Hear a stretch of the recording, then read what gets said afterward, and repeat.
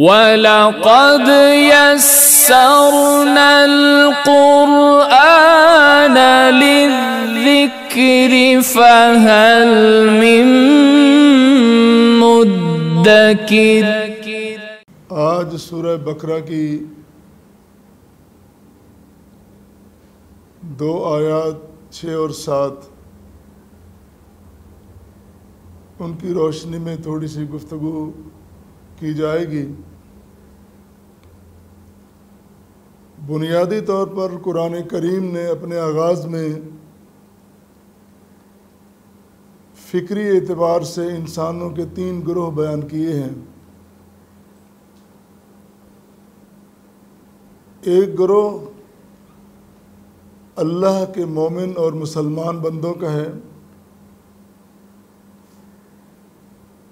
دوسرا گروہ کافروں کا، اور تیسرا منافقین کا۔ مومنوں، مسلمانوں، متقیوں، پرہیزگاروں کے بارے میں ہم پڑھ چکے، سن چکے۔ آج کفار کا تذکرہ ہوگا، اور پھر اگلا مضمون اگلی آیات کریمہ منافقین کے کردار کے بارے میں ہے۔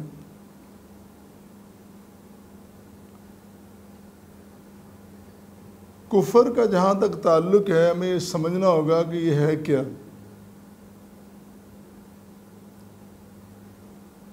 امام راغب اصفہانی نے اس کا ترجمہ کیا ہے،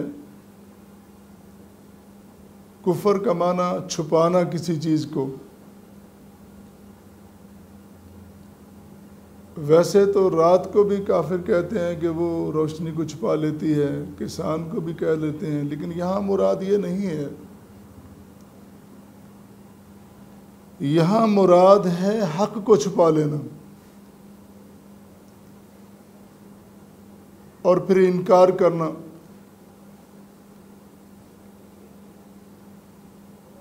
امام راغب نے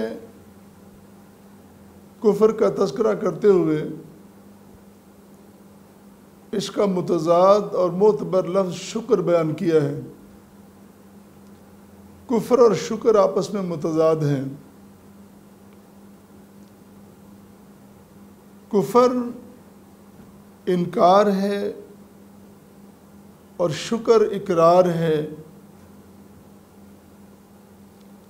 اور قرآن کریم میں کہا گیا وَاشْكُرُوا لِي وَلَا تَكْفُرُونَ،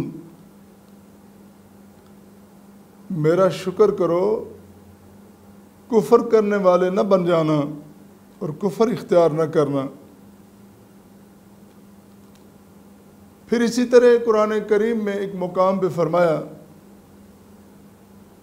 لَإِن شَكَرْتُمْ لَأَزِيدَنَّكُمْ وَلَإِن كَفَرْتُمْ إِنَّ عَذَابِي لَشَدِيدٌ،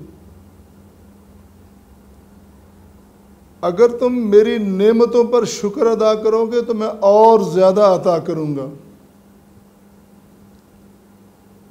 اور اگر تم نے کفر کیا ان عذابی لشدید، پھر میرا عذاب بھی تو بڑا سخت ہے۔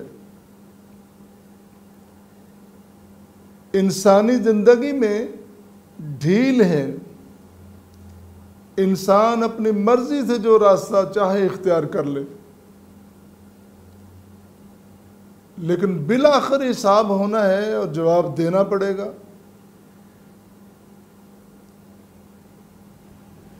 ایک اور مقام پہ فرمایا کہ اِنَّا هَدَيْنَاهُ السَّبِيلَ اِمَّا شَاكِرًا وَإِمَّا كَفُورًا، ہم نے راستے دکھا دیے ہیں دونوں ہی۔ اب چاہے انسان کفر کا راستہ اختیار کرے، چاہے وہ شکر کا راستہ اختیار کر لے۔ کفر کا راستہ اختیار کرے گا تو ناکامیابی ہوگی، نقصان ہوگا، ذلت اور رسوائی اس کا مقدر بنے گی اور سزا یافتہ مجرم ٹھہرے گا۔ اور اگر شکر کا راستہ اختیار کرے گا تو پھر انعامات ہی انعامات ہیں۔ اسی طرح کفر کا ذکر کرتے ہوئے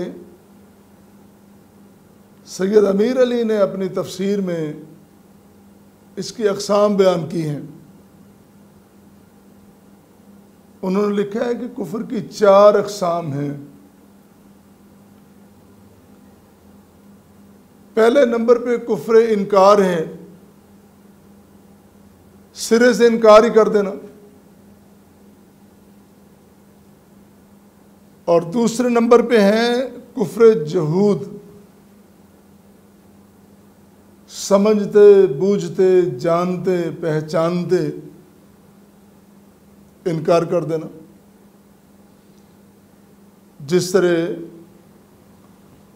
مدینہ میں بسنے والے یہودی جانتے تھے، اپنی کتاب میں پڑھ چکے تھے ان نشانیوں والا، ان علامات والا نبی آئے گا، پھر جانا پہچانا، پھر انکار کر دیا۔ اور قرآن نے کہا کہ وہ نبی کریم کو اس طرح پہچانتے ہیں جس طرح ان کو اپنے بچوں کا، بیٹوں کا پتا کہ ہمارے بیٹے ہیں، پھر بھی انکار کر دیا۔ اور اسی طرح ہے کفر عناد، ضد لے ڈوبی، اگر میں نے یہ کام کر لیا تو میری برادری کیا کہے گی، میرے خاندان والے کیا کہیں گے۔ کتنے لوگ ہیں، حتیٰ کہ نبی کریم صلی اللہ علیہ وسلم کے قریب ترین رشتہ دار، وہ بھی اس جرم کے مرتکب ہوئے۔ انہوں نے پہچانتے ہوئے نبی کریم صلی اللہ علیہ وسلم کو، حق کو جانتے ہوئے، اور ضد میں، عناد میں کہ ہماری برادری کیا کہے گی، ہمارا قبیلہ کیا کہے گا، انہوں نے انکار کیا۔